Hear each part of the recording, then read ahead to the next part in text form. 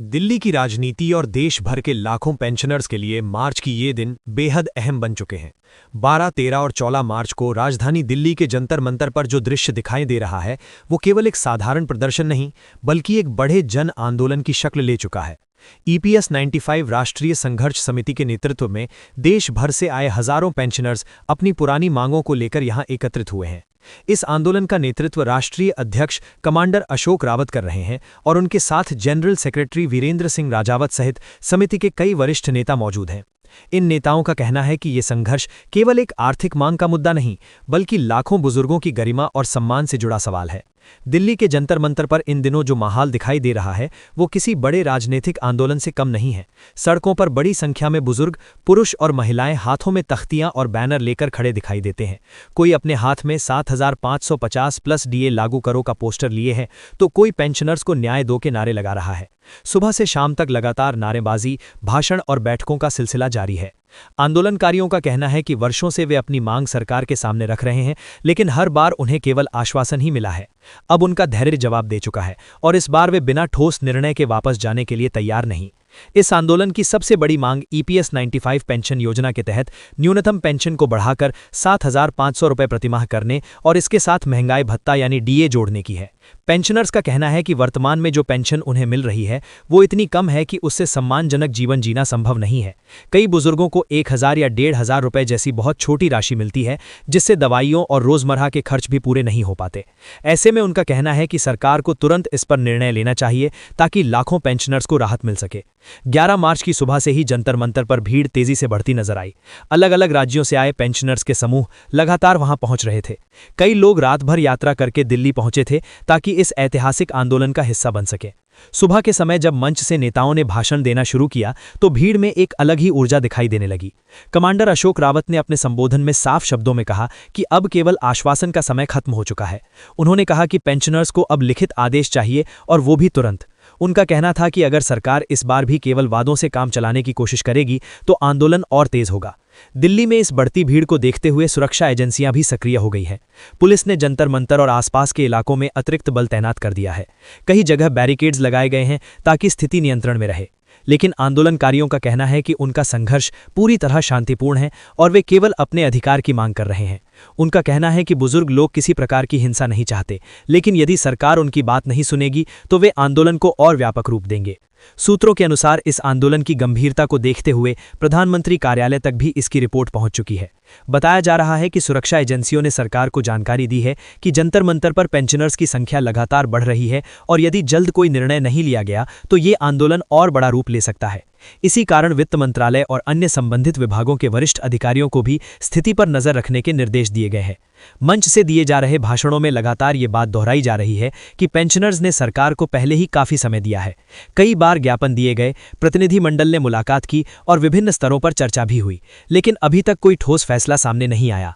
Commander Ashok Rawat ने कहा कि पेंशनर्स ने 72 घंटे का इंतजार भी किया है लेकिन अब और इंतजार संभव नहीं है।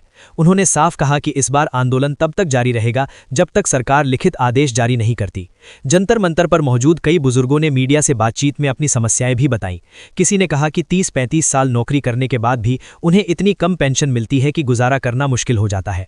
किसी ने बताया कि दवाइयों का खर्च ही हजारों रुपए में पहुंच जाता है जबकि पेंशन उससे भी कम है।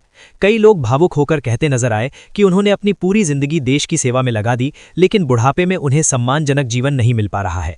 आंदोलन के दौरान कई पोस्टर और बैनर भी लगाए गए हैं जिनमें पेंशनर्स की मांगों को विस्तार से बताया गया है। इन पोस्टरों पर लिखा है कि न्यूनतम पेंशन 7,500 रुपये होनी चाहिए और इसके साथ महंगाई भत्ता भी मिलना चाहिए। आंदोलनकारियों का कहना है कि ये कोई असंभव मांग नहीं है बल्कि ये उनकी बुनियादी जरूरत है। उनका तर्क है कि जिस तरह सरकारी कर्मचारियों और अन्य क्षेत्रों में महंगाई भत्ता दिया जाता है उसी तरह पेंशनर्स को भी ये सुविधा मिलनी चाहिए। इस बीच खबरें ये भी सामने आ रही हैं कि सरकार के भीतर इस मुद्दे पर चर्चा तेज हो गई है। बताया जा रहा है कि वित्त मंत्रालय के अधिकारियों ने इस मामले में कुछ प्रारंभिक ड्राफ्ट तैयार किए हैं। हालांकि अभी तक कोई आधिकारिक घोषणा नहीं हुई है लेकिन आंदोलनकारियों का मानना है कि सरकार पर दबाव बढ़ता जा रहा है और जल्द कोई निर्णय सामने आ सकता है। जंतर मंतर के अलावा दिल्ली के अन्य हिस्सों में भी पेंशनर्स के छोटे छोटे समूह दिखाई दे रहे हैं।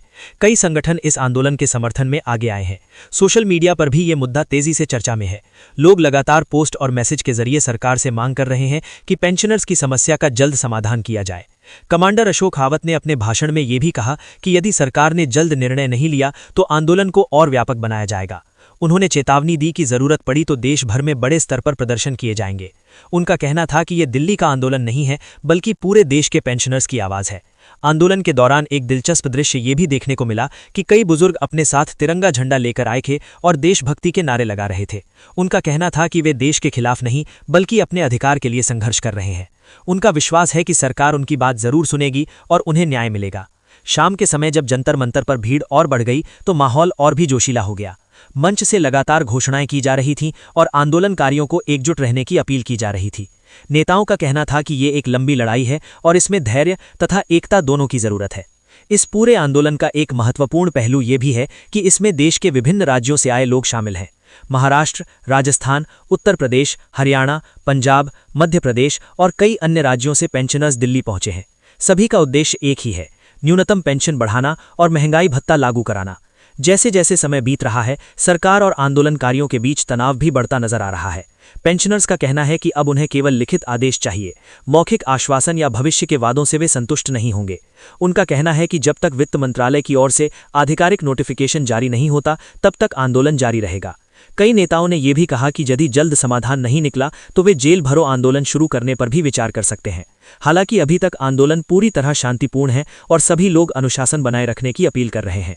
दिल्ली की सड़कों पर इन दिनों जो दृश्य दिखाई दे रहा है वो ये बताता है कि पेंशनर्स का ये आंदोलन केवल आर्थिक मुद्दा नहीं बल्कि सामाजिक न्याय का सवाल बन चुका है। लाखों बुजुर्गों की उम्मीदें अब इस आंदोलन से जुड़ गई हैं। वे उम्मीद कर रहे हैं कि सरकार उनकी समस्याओं को समझेगी और जल्द कोई सकारात्मक निर्णय लेगी। आखिर में आंदोलन के नेताओं ने सभी समर्थकों से अपील की है कि वे इस आंदोलन की खबर को ज्यादा से ज्यादा लोगों तक पहुंचाएं। उनका कहना है कि जितनी ज्यादा जागरूकता फैलेगी उतना ही दबाव सरकार पर बनेगा। उन्होंने कहा कि ये लड़ाई केवल पेंशनर्स की नहीं बल्कि हर उस व्यक्ति की है जो भविष्य में सम्मानजनक जीवन चाहता है। नेताओं ने अपने संबोधन का समापन देशभक्ति के नारों के साथ किया और सभी आंदोलनकारियों से एकजुट रहने की अपील की। उनका कहना था कि ये संघर्ष तब तक जारी रहेगा जब तक पेंशनर्स को उनका अधिकार नहीं मिलता। अंत में मंच से एक ही संदेश दिया गया,